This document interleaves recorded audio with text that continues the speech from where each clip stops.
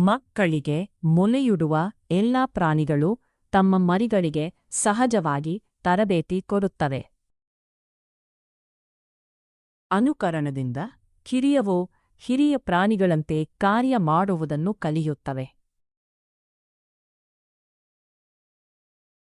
ಮಾನವ ತನ್ನ ಸಮಕಾಲೀನರ ಜ್ಞಾನ ಮಾತ್ರವಲ್ಲ, ಗತಕಾಲದ ಹಿರಿಯರ ಅನುಭವಗಳ ಸಾರವನ್ನು ಉಳಿಸಿಕೊಂಡು ಬೆಳೆಸಬಲ್ಲ. ಇದಕ್ಕೆ ಮೂಲ ಸಾಧನ ಭಾಷೆ.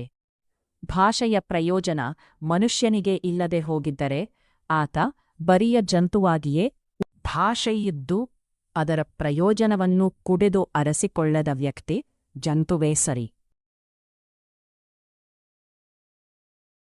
ಭಾಷೆಯ ಮೂಲಕ ಜ್ಞಾನವನ್ನು ಉಳಿಸಿ ಮುಂದಿನ ಪೀಳಿಗೆಗೆ ತಲುಪಿಸೋಣ.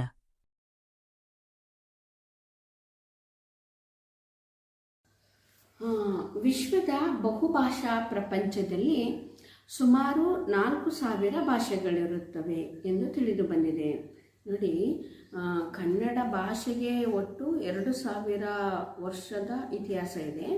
ಆದರೆ ಪ್ರಪಂಚದಲ್ಲಿ ಬಹುಭಾಷಾ ಪ್ರಪಂಚ ಅಲ್ವಾ ನಮ್ಮದು, ಅಂದರೆ ಜಾಸ್ತಿ ಜನ ಮಾತನಾಡುವಂತಹ ಭಾಷೆಗಳು ಇದಾವಲ್ವ ನಮ್ಮ ಕರ್ನಾಟಕದಲ್ಲಿ. ಸರಿ, ಇಲ್ಲಿ 4,000 ಭಾಷೆಗಳಿದೆಯಂತೆ. ದೇಶ, ಕಾಲ, ವಂಶ, ಪರಂಪರೆ ಇತ್ಯಾದಿ ಕಾರಣಗಳಿಂದ ಅವು ಬೇರೆ ಬೇರೆಯಾಗಿ ಭಿನ್ನ ಭಿನ್ನ ಸನ್ನಿವೇಶಗಳಲ್ಲಿ ಬೆಳೆದು ಬಂದಿರುತ್ತವೆ. ನೀವು ನೋಡಿರ್ಬೋದು, ದೇಶಗಳು ಬೇರೆಯಾಗಿರುತ್ತೆ, ಕಾಲ ಸಮಯನೂ ಬೇರೆಯಾಗಿರುತ್ತೆ, ವಂಶ ಪರಂಪರೆ ಎಲ್ಲ ಕೂಡ ಬೇರೆ ಬೇರೆ ಆಗಿರುತ್ತೆ. ಆದರೆ ಭಾಷೆ ಬೆಳೆದು ಬಂದಿರುವಂತಹ ರೀತಿ ಮಾತ್ರ ಬೇರೆ ಬೇರೆ ಆಗಿರುತ್ತೆ. ಈಗ ಕರ್ನಾಟಕದವರು ಕನ್ನಡ ಮಾತಾಡ್ತಾರೆ, ತಮಿಳುನಾಡವರು ತಮಿಳು ಮಾತಾಡ್ತಾರೆ. ಆ ರೀತಿ ಆಯಾ ಸನ್ನಿವೇಶಗಳಿಗನುಸಾರ, ಆಯಾ ಜನತೆಯ ಜ್ಞಾನಾರ್ಜಿತ ಸ್ವತ್ತುಗಳಿಗನುಸಾರ ಭಾಷೆಗಳ ಬೆಳವಣಿಗೆಯಾಗುತ್ತಿದೆ. ಈ ಭಾಷೆ ಏನಾಗ್ತಾ ಇದೆಯಪ್ಪ ಅಂತಂದರೆ, ಜನರ ಮತ್ತು ಅವರ ಜ್ಞಾನಕ್ಕೆ ಅನುಗುಣವಾಗಿ ಭಾಷೆ ಬೆಳೀತಾ ಬರ್ತಾ ಇದೆ. ಭಾಷೆಗಳನ್ನು ವ್ಯಾವಹಾರಿಕ ಮತ್ತು ಗ್ರಾಂಥಿಕ ಎಂದು 2 ತೆರನಾಗಿ ವಿಭಾಗಿಸುವುದುಂಟು. ಮಕ್ಕಳ ಅರ್ಥ ಮಾಡ್ಕೊಳ್ಳಿ, ಭಾಷೆಗಳಲ್ಲಿ ಎಷ್ಟು ವಿಧ ಅಂತ ಕೇಳಿದಾಗ ನೀವು ಭಾಷೆಗಳಲ್ಲಿ 2 ವಿಧ ಅಂತ ಬರೀಬೇಕಾಗಿರುತ್ತೆ. ಭಾಷೆಗಳನ್ನು ವ್ಯಾವಹಾರಿಕ ಮತ್ತು ಗ್ರಾಂಥಿಕ ಎಂದು 2 ತೆರನಾಗಿ ವಿಭಾಗಿಸುವುದುಂಟು. ಭಾಷೆಯನ್ನು 2 ವಿಭಾಗಗಳಾಗಿ ಮಾಡ್ತೀವಿ. ಅದು ಒಂದು ಗ್ರಾಂಥಿಕ ಭಾಷೆ, ಇನ್ನೊಂದು ವ್ಯಾವಹಾರಿಕ ಭಾಷೆ. ವ್ಯಾವಹಾರಿಕವೆಂದರೆ ಜೀವದ ಭಾಷೆ, ಅಂದರೆ ಜೀವಂತ ಇರುವಂತಹ ಭಾಷೆ ಅಂತ. ವ್ಯಾವಹಾರಿಕ ಅಂದರೆ ನಾವು ವ್ಯವಹಾರವನ್ನು ಮಾಡಬೇಕಾಗುತ್ತಲ್ವ, ಅಂದರೆ ಒಬ್ಬರು ಇನ್ನೊಬ್ಬರ ಜೊತೆ ಮಾತುಕತೆ ಆಡಬೇಕಾದ್ರೆ ಅದಕ್ಕೆ ಜೀವ ಇದೆ ಆ ಭಾಷೆಗೆ ಅಂತ ಅರ್ಥ. ಅದರಲ್ಲಿ ಜನರು ಮಾತನಾಡುತ್ತಾರೆ. ಈ ವ್ಯಾವಹಾರಿಕ ಭಾಷೆಯಲ್ಲೇನೋ ಜನಗಳು ಮಾತಾಡ್ತಾರೆ, ವ್ಯವಹರಿಸುತ್ತಾರೆ. ಉದಾಹರಣೆಗೆ ಕನ್ನಡ, ತಮಿಳು, ತೆಲುಗು, ತುಳು, ಮರಾಠಿ, ಉರ್ದು, ಇಂಗ್ಲೀಷ್ ಇದಕ್ಕೆ ಉದಾಹರಣೆ. ನೋಡಿ, ಈ ವ್ಯಾವಹಾರಿಕ ಭಾಷೆಗೆ ಕೆಲವೊಂದು ಭಾಷೆಗಳನ್ನು ಉದಾಹರಣೆಯಾಗಿ ಲೇಖಕರು ಕೊಟ್ಟಿದ್ದಾರೆ. ಅದು ಯಾವುದಪ್ಪ ಅಂದರೆ ಕನ್ನಡ, ತಮಿಳು, ತುಳು, ತೆಲುಗು, ಮರಾಠಿ, ಉರ್ದು, ಇಂಗ್ಲೀಷ್ ಈ ಭಾಷೆಗಳು. ಗ್ರಾಂಥಿಕವೆಂದರೆ ಅಭಿವೃದ್ಧಿ ಹೊಂದಿ ಗ್ರಂಥ ರಚನೆಯಲ್ಲಿ ಉಪಯೋಗವಾದ ಭಾಷೆ. ಇನ್ನೊಂದು ಭಾಷೆಗಳಲ್ಲಿ 2ನೇ ವಿಧ ಯಾವುದಪ್ಪ ಅಂತಂದರೆ ಗ್ರಾಂಥಿಕ ಭಾಷೆ. ಗ್ರಾಂಥಿಕ ಭಾಷೆ ಅಂತಂದರೆ ಗ್ರಂಥಸ್ಥ ರೂಪದಲ್ಲಿ ಇರೋದು ಅಂತ. ಈಗ ಉದಾಹರಣೆ ನೋಡಿ, ಈ ಪುಸ್ತಕ ಇದೆಯಲ್ಲ, ಇದು ಗ್ರಾಂಥಿಕ ಭಾಷೆ. ಇದು ಭಾಷೆಗೆ ಉದಾಹರಣೆ ಆಗುತ್ತೆ, ಅಂದರೆ ಗ್ರಂಥಸ್ಥ ರೂಪದಲ್ಲಿ ಇರುತ್ತೆ. ಅಂದರೆ ಇದರಲ್ಲಿ ಏನಪ್ಪ ಅಂತಂದರೆ ಅಭಿವೃದ್ಧಿಯನ್ನು ಹೊಂದಿ ಪ್ರಯೋಗದಲ್ಲಿ ಬಳಸಿರ್ತೀವಿ ನಾವು ಅಂತ. ಉದಾಹರಣೆಗೆ ಸಂಸ್ಕೃತ ಭಾಷೆ ಆಗಿರ್ಬೋದು, ಕನ್ನಡ, ಇಂಗ್ಲೀಷ್, ಪಾಳಿ ಇತ್ಯಾದಿ ಈ ವರ್ಗಕ್ಕೆ ಉದಾಹರಣೆ. ಅದಕ್ಕೆ ಕೆಲವರು ಲೇಖಕರು ಉದಾಹರಣೆ ಕೊಟ್ಟಿದ್ದಾರೆ. ಗ್ರಾಂಥಿಕ ಭಾಷೆಗೆ ಒಂದು ಸಂಸ್ಕೃತ, ಕನ್ನಡ, ಇಂಗ್ಲೀಷ್, ಪಾಳಿ ಭಾಷೆಗಳನ್ನು ಉದಾಹರಣೆಯಾಗಿ ಕೊಟ್ಟಿದ್ದಾರೆ. ಅಂದರೆ ಬರೀ ಇವು ವ್ಯಾವಹಾರಿಕ ಭಾಷೆಗಳಾಗಿರುತ್ತೆ ಅಂತ. ಅಂದರೆ ಕನ್ನಡ ಬಿಡಿ, ಕನ್ನಡ, ಇಂಗ್ಲೀಷು, ಈ ಸಂಸ್ಕೃತ ವ್ಯಾವಹಾರಿಕ ಭಾಷೆ ಅಲ್ಲದೆ ಗ್ರಂಥಸ್ಥ ರೂಪ 2ರಲ್ಲೂ ಕೂಡ ಇದೆ. ಈ ಪಾಳಿ ಭಾಷೆ ಮಾತ್ರ ಇದು ಗ್ರಾಂಥಿಕ ಭಾಷೆಯಾಗಿದೆ. ಎಲ್ಲ ವ್ಯಾವಹಾರಿಕ ಭಾಷೆಗಳು ಗ್ರಾಂಥಿಕವಾಗಬೇಕಿಲ್ಲ. ನೋಡಿ, ತಿಳ್ಕೊಂಡ್ರಲ್ಲ, ಎಲ್ಲ ಭಾಷೆಗಳು ಕೂಡ ಅಂದರೆ ಗ್ರಂಥಸ್ಥ ರೂಪದಲ್ಲಿ ಇರಬೇಕು ಅಂತೇನಿಲ್ಲ. ತುಳು ಒಂದು ಸುಂದರ ವ್ಯಾವಹಾರಿಕ ಭಾಷೆ. ಈ ತುಳು ಭಾಷೆ ಇದೆಯಲ್ಲ, ಅದು ಸುಂದರವಾದಂತಹ ವ್ಯಾವಹಾರಿಕ ಭಾಷೆ. ಅದು ಗ್ರಂಥಸ್ಥ ಭಾಷೆ ಆಗಿರೋದಿಲ್ಲ, ಆದರೆ ಅದು ಗ್ರಾಂಥಿಕ ಭಾಷೆಯಲ್ಲ, ಅಂದರೆ ಗ್ರಂಥಸ್ಥ ರೂಪದಲ್ಲಿ ಇಲ್ಲ. ಹಾಗೆಯೇ ಎಲ್ಲ ಗ್ರಾಂಥಿಕ ಭಾಷೆಗಳು ಇಂದು ವ್ಯಾವಹಾರಿಕವಾಗಿ ಇರುವುದಿಲ್ಲ. ದೇವ ಭಾಷೆ ಎನಿಸಿಕೊಂಡ ಸಂಸ್ಕೃತ ಸರ್ವ ಸಂಪನ್ನತೆಯಿಂದ ಕೂಡಿದ ಗ್ರಾಂಥಿಕ ಭಾಷೆಯಾಗಿದೆ. ನೀವು ನೋಡಿರ್ಬೋದು, ಎಲ್ಲ ಭಾಷೆಗಳು ಕೂಡ ಗ್ರಂಥಸ್ಥ ಭಾಷೆಗಳೆಲ್ಲವೂ ವ್ಯಾವಹಾರಿಕ ಭಾಷೆ ಆಗಬೇಕು ಅಂತೇನೂ ಇಲ್ಲ. ಈಗ ದೇವ ಭಾಷೆ ಅನಿಸ್ಕೊಂಡಿರುವಂಥ ಸಂಸ್ಕೃತ ಇದೆಯಲ್ಲ, ಈ ಸಂಸ್ಕೃತ ಕೂಡ ಗ್ರಾಂಥಿಕ ಭಾಷೆಯಾಗಿದೆ. ಆದರೆ ಇಂದು ಯಾವೊಂದು ಪ್ರದೇಶದಲ್ಲಿಯೂ ಅದು ವ್ಯಾವಹಾರಿಕ ಭಾಷೆಯಾಗಿರುವುದಿಲ್ಲ. ನೀವು ನೋಡಿರ್ಬೋದು, ಸಂಸ್ಕೃತವನ್ನು ಯಾವ ಕಡೆನೂ ಕೂಡ ಅದನ್ನ ವ್ಯಾವಹಾರಿಕ ಅಂದರೆ ಮಾತಿನ ಮೂಲಕ ಹೇಳೋದಕ್ಕಾಗೋದಿಲ್ಲ. ನೀವು ಬರೆಯೋದನ್ನ ನೋಡ್ಬೋದು, ಆ ಸಂಸ್ಕೃತ ಭಾಷೆ ಹಿಂದಿ ಥರನೇ ಬರೆಯೋದು, ಅದರಿಂದ ಅದು ವ್ಯಾವಹಾರಿಕ ಭಾಷೆ ಆಗಿಲ್ಲ, ಅದು ಬರೀ ಗ್ರಂಥಸ್ಥ ಭಾಷೆಯಾಗಿದೆ. ನವಶಿಲಾಯುಗದ ಮಾನವ ಸಂಚಾರಿ ಜೀವನವನ್ನು ತ್ಯಜಿಸಿ ಒಂದೆಡೆ ಬೀಡು ಬಿಟ್ಟು ಆಸ್ತಿ, ಮನೆ, ಬದುಕು ಮೊದಲಾದ ಭಾವನೆಗಳನ್ನು ತಡೆಯುವುದಕ್ಕೆ ಎಂದು ಮೊದಲು ಮಾಡಿದನೋ ಅಂದು ಆತನಿಗೆ ಲೆಕ್ಕವಿಡುವ ಅವಶ್ಯಕತೆ ಉಂಟಾಯಿತು. ನೆಕ್ಸ್ಟ್ ಪ್ಯಾರದಲ್ಲಿ ಲೇಖಕರು ಏನು ಹೇಳೋದಕ್ಕೆ ಹೋಗಿದ್ದಾರೆ ಅಂತಂದರೆ, ನವಶಿಲಾಯುಗದ ಮಾನವ ಯಾವ ರೀತಿ ಭಾಷೆಯನ್ನು ಬಳಸೋದಕ್ಕೆ ಶುರು ಮಾಡ್ದ ಅಂತ. ಅವನು ಪ್ರಾರಂಭಿಕ ಹಂತದಲ್ಲಿ ಮನುಷ್ಯ ಏನು ಆದಿಮಾನವ ಥರ ಆಗಿದ್ದ ಅಲ್ವಾ. ಅವನು ಆಸ್ತಿ, ಮನೆ ಎಲ್ಲವನ್ನ ಪಡ್ಕೋಬೇಕು ಅಂತ ಹಂತವಾಗಿ ಕಲಿತ ಅಲ್ವಾ. ಆವಾಗ ಅವನಿಗೆ ಲೆಕ್ಕವಿಡುವಂಥ ಅವಶ್ಯಕತೆ ಉಂಟಾಗುತ್ತಂತೆ. ಇದೇ ಲಿಪಿಯ ಉಗಮದ ಕಾಲವೆನ್ನುವರು.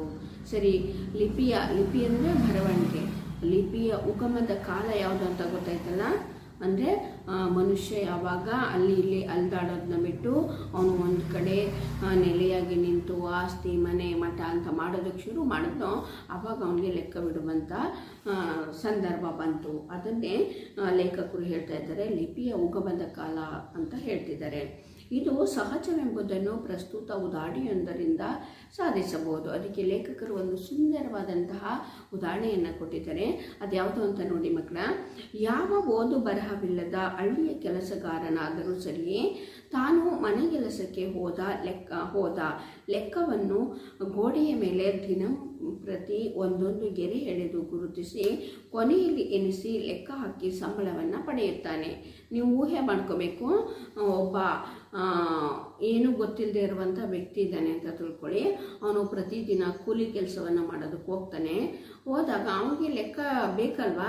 ಅದಕ್ಕೋಸ್ಕರ ಅವನು ಒಂದು ದಿನ ಕೆಲಸಕ್ಕೆ ಹೋದರೆ ಒಂದು ಗೀಟ್ ಎಳೆಯೋದು, ಎರಡನೇ ದಿನ ಕೆಲಸಕ್ಕೆ ಹೋದರೆ ಇನ್ನೊಂದು ಗೀಟ್ ಎಳೆಯೋದು. ಅದೇ ಥರ ಅವನು ತಿಂಗಳು ಪೂರ್ತಿ ಕೆಲಸವನ್ನು ಮಾಡಿ ಗೀಟುಗಳನ್ನು ಹಾಕಿರ್ತಾನಲ್ಲ, ಅದನ್ನ ಎಣಿಸ್ಕೊಂಡು ಕೊನೆಗೆ ಸಂಬಳವನ್ನು ಪಡ್ಕೋತಾ ಇದ್ದಂತೆ. ಕೊನೆಯಲ್ಲಿ ಎನಿಸಿ ಲೆಕ್ಕ ಹಾಕಿ ಸಂಬಳವನ್ನು ಪಡೆಯುತ್ತಾನೆ. ಹಾಲು ಮಾರುವವರು ಹೀಗೆಯೇ ಲೆಕ್ಕವಿಡುವುದುಂಟು. ಪ್ರಾಕ್ತನ ವಿಮರ್ಶಕ ಸುಮಾರ್ ನೈಲ್, ಈಜಿಪ್ಟ್, ಕ್ರಿಟಗಿರಿ ಇತ್ಯಾದಿ ಪ್ರದೇಶಗಳಲ್ಲಿ ಉಪಲಬ್ಧವಾದ ಅತ್ಯಂತ ಪುರಾತನ ಅವಶೇಷಗಳಲ್ಲಿ ವ್ಯವಹಾರ ಲೆಕ್ಕಗಳಿಗೆ ಸಂಬಂಧಿಸಿದ ಈ ಬಗೆಯ ಲಿಪಿ ಸಾಕ್ಷ್ಯಗಳನ್ನು ಕಂಡುಕೊಂಡಿದ್ದಾನೆ. ಇದೇ ಲಿಪಿಯ ಮೊದಲಿನ ಜಾಡು. ನೋಡಿ, ಲೇಖಕರು ಹೇಳ್ತಾ ಇದ್ದಾರೆ, ಇದಕ್ಕೆಲ್ಲ ಏನಪ್ಪ ಸಾಕ್ಷಿ ಅಂತಂದರೆ, ಅವನು ಪ್ರತಿದಿನ ಕೆಲಸಕ್ಕೆ ಹೋಗ್ತಾ ಇದ್ದ, ಒಂದೊಂದು ಗೀಟ್ ಎಳಿತಾ ಇದ್ದ, ಅನಂತರ ಅವನು ತಿಂಗಳಾದಮೇಲೆ ಸಂಬಳವನ್ನು ತಗೋತಾ ಇದ್ದ ಅನ್ನೋದಕ್ಕೆ ಸಾಕ್ಷಿ ಬೇಕಲ್ವ ನಮಗೆ. ಸುಮ್ಮನೆ ನಾವು ನಂಬೋದಕ್ಕಾಗೋದಿಲ್ಲ ಅಲ್ವಾ, ಆದಿಮಾನವ ಈ ರೀತಿ ಎಲ್ಲ ಮಾಡ್ತಾ ಇದ್ದ ಅಂತ. ಅದಕ್ಕೆ ಏನಪ್ಪ ಸಾಕ್ಷಿ ಅಂತಂದರೆ, ಈ ಸುಮರ್ ಮತ್ತು ನೈಲು, ಕ್ರಿಟಗಿರಿ ಎನ್ನುವಂಥ ಪ್ರದೇಶಗಳಲ್ಲಿ ಕೆಲವೊಂದು ಅವಶೇಷಗಳು ಸಿಕ್ಕಿದೆಯಂತೆ. ಅವಶೇಷಗಳು ಅಂದರೆ ಮಕ್ಕಳ, ಈ ತಾಮ್ರದಿಂದ ಬರ್ತಿರುವಂತಹ ಲಿಪಿಗಳಾಗಿರ್ಬೋದು, ಕಲ್ಲುಗಳಿಂದ ಮಾಡಿರ್ತಾರಲ್ಲ, ಆ ಅವಶೇಷಗಳನ್ನು ನೋಡಿ ಪ್ರಾಕ್ತನ ವಿಮರ್ಶಕನಾದಂತಹ ಯಾರವನು ಸುಮಾರಣ್ಣವನು, ನಮ್ಮ ಪ್ರಾಚೀನ ಕಾಲದ ಆದಿಮಾನವರು ಈ ರೀತಿ ಲೆಕ್ಕವನ್ನು ಇಡ್ತಾ ಇದ್ರು ಅಂತ ಅವನು ಎಲ್ರಿಗೂ ತಿಳಿಸ್ಕೊಟ್ಟಿದ್ದಾನೆ. ಈ ಬಗೆಯ ಲಿಪಿ ಸಾಕ್ಷ್ಯಗಳನ್ನು ಕಂಡುಕೊಂಡಿದ್ದಾನೆ. ಇದೇ ಲಿಪಿಯ ಮೊದಲಿನ ಜಾಡು ಅಂತ ಹೇಳ್ಬೋದು. ಅರ್ಥ ಆಯ್ತಲ್ಲ 3ನೇ ಪ್ಯಾರ. ನೆಕ್ಸ್ಟು ಮುಂದೆ ಮಾನವನಿಗೆ ಬಿಡುವು ಹೆಚ್ಚಿದಂತೆ ಜೀವನದ ಸೌಕರ್ಯಗಳನ್ನು ವಿಶಿಷ್ಟ ಮೇಧಾಶಕ್ತಿಯಿಂದ ಅಭಿವೃದ್ಧಿಗೊಳಿಸುತ್ತಾ ಹೋದಂತೆ ತನ್ನ ಆಗುಹೋಗುಗಳನ್ನು ಸುಖ ದುಃಖಗಳನ್ನು ಕಾವ್ಯ ರೂಪಕ್ಕೆ ಇಳಿಸುವ ಮಾರ್ಗವನ್ನು ಕಂಡುಕೊಂಡಿರಬೇಕು.